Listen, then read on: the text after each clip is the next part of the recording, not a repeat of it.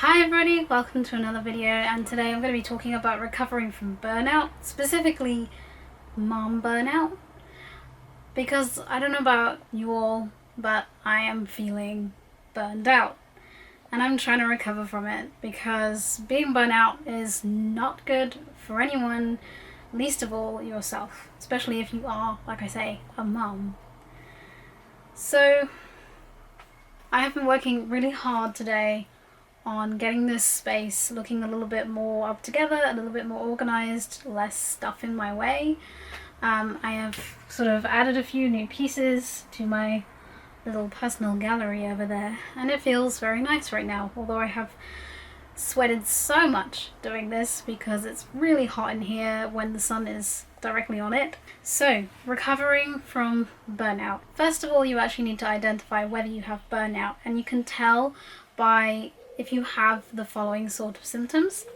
You may have low energy, you may be tired despite sleeping well, you may be angry or irritable, you may even be resentful of your spouse or your children, and you may not even want to be around your kids. Now, I had all 5 of those, and I'm not fully recovered, so I do have to be really careful that whenever I find myself feeling any of these things, I really take a moment to just check in with myself and make sure that I'm not doing too much and working too hard. So the next thing is kind of which stage of burnout you're at. There are 5 stages.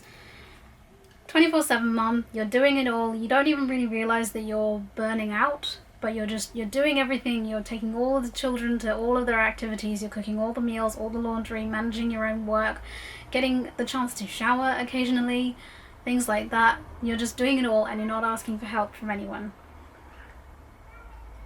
Second stage is you're serving from depletion. This is the empty cup that I've spoken about before, where you cannot pour from an empty cup. So that means you have to serve yourself first.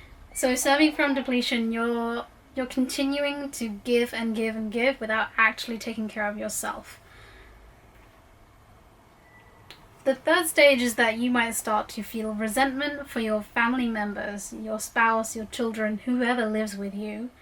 Whoever you feel is not appreciating you, you will start to resent them for that behavior. But that is also combined with mom guilt, that really fun feeling that we all enjoy. The fourth stage, my weird fingers don't want to do number 4 very well. 4, the fourth stage is I gave up. Apathy. I don't want to try anymore. I don't care if the kids are making a mess. I can't be bothered to clean that up. Like, sure, whatever, watch TV, play video games. I don't really care anymore. It's that attitude. That is the stage that I reached and keep reaching. And I'm at now, but I'm really trying to recover from it because it's not a fun place to be at all. And I know it's really bad for me first and foremost. So you're either completely apathetic and you don't care, or you overreact at small things that to other people they're like, whoa, why are you freaking out about this all of a sudden? And it could be like the tiniest thing and people might not necessarily understand, but for you it's like the straw that breaks the camel's back. It's the gradual build up of things and things and things until you can't take anymore and then you snap. Number 5 is chronic burnout, and this is the one where it's really hard to get back from because you can slip into depression. And this is where nobody wants to be. If you feel like you might be in chronic burnout and you are depressed, then you need to get some professional help of some kind. So how can you begin to recover from burnout? And the first one came up, and I really didn't like what I saw. I didn't like it because it felt like defeat. But the first thing you have to do is lower your expectations. And at first I translated that as lower my expectations of everyone else. Why would I do that? Why would I lower my expectations just so that I can have people think it's okay to behave like this? Actually, what it really meant was, how can you lower your own expectations of yourself and how much you get done in a day?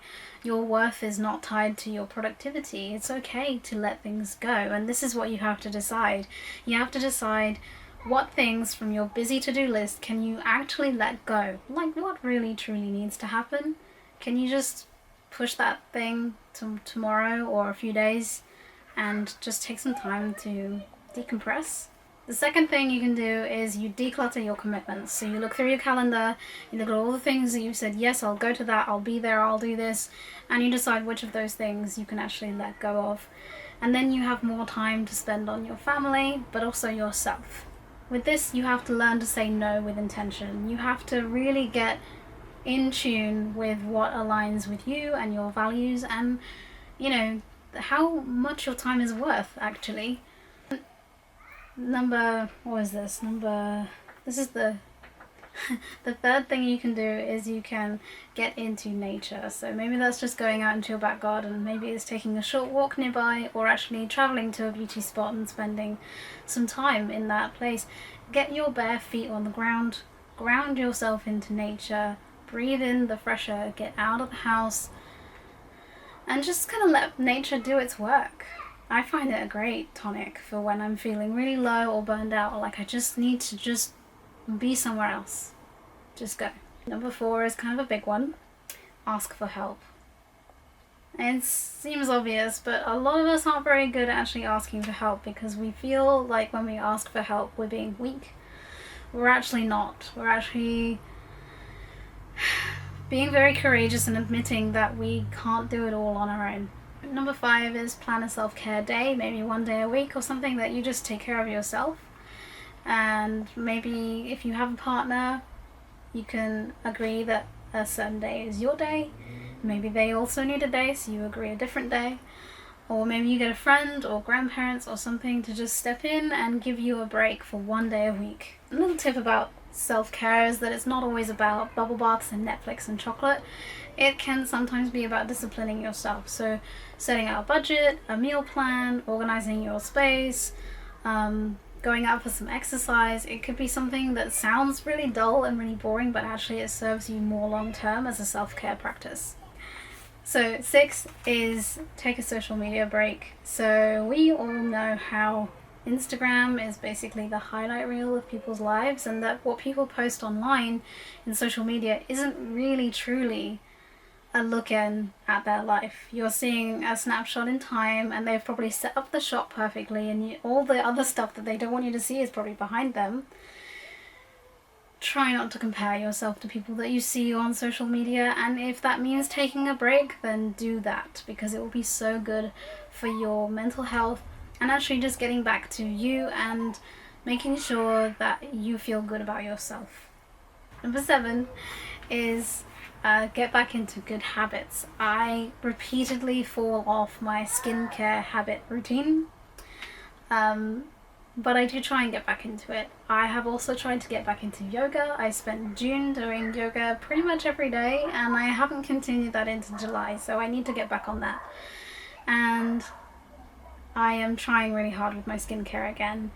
Just good habits that keep you happy, whether that's hair care or skincare routine, or like I said, like yoga or some kind of exercise, or maybe it's that morning smoothie, that really healthy one that you kind of go at a lot of the time, but for a while you did it like regularly. Maybe try something like that, because all of these good habits will just really lift you up and serve you long term, which is what we're looking at. We don't want short temporary fixes. We want to make sure that we can keep going for as long as we need to be and still feel okay about ourselves. Feel good about ourselves, not just okay, but good. We have now covered how you identify burnout, the 5 stages of burnout, things that you can do to recover from burnout, and now we're just going to talk about prevention. So prevention is always better than cure. You want to stop yourself from getting to that point before it happens, right? So we are going to talk about regular self-care. So this is kind of like I said, this is setting stuff up for yourself that will take care of you long term. Budgeting, meal prepping, meal planning, letting go of commitments, getting out to some regular exercise, eating well, things like this are self-care. And yes, it's fine to have, in the evening time where you make yourself tea or whatever it is that you like, and you have chocolate and you just binge watch some Netflix for a while. But it can also be going to bed early and on time, and taking care of your skin before you go to bed, stuff like that. I'm no saint. I do watch Netflix and I do eat chocolate and I probably go to bed a little later than I should, but you know, I'm not perfect, and none of us are. We're only human. A bit like I said before, saying no to commitments just to avoid overscheduling. Really try and align with what actually works for you and get really intentional about saying no. And then the last thing is spend time on something that is just for you. So like, this space is just for me. Nobody else uses this space that I do, and I'm not very good at spending time on things that are just for me, but I really need to try harder, because when I do them, I feel good. So I invite you to look at your life and decide what it is that really is something that you like to do, and it's just for you and it makes you feel good. Have you ever experienced mum burnout? If you have, let me know in the comments. How did you deal with it? If this video was good for you, give it a thumbs up and subscribe. And although I do try and get videos out every week, I have not been very good recently because, to be honest with you, lockdown is really getting to me and I am, as I said, burned out. So I'm trying to just be kind to myself and not worry too much and just do the best I can, which is basically all you can ever ask of yourself. Anyway guys, take care and I'll be back with another video really soon. Bye!